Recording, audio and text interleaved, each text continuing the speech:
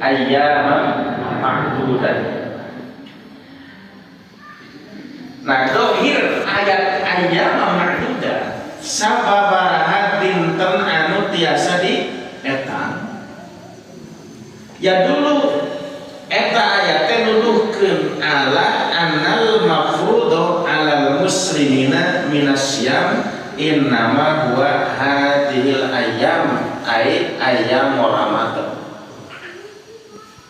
Yen saum anu diwajibkeun ka kaum muslimin dumasar kana eta ayat nyaeta saum anu diwajibkeun dina sasi Ramadan. Wa ila hada dhahaba aksarul mufassirin wa huwa marwiyun an Ibnu Abbas wal Hasan wa ikhtarahu Ibnu Jarir at-Tabari.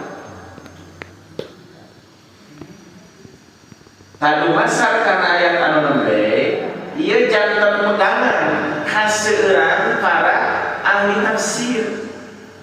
Dumasar kana riwayat anu katabit di Ibnu Abbas, teras di Hasan, teras eta pendapat oge dipilih ku Ibnu Jarir at-Tabari.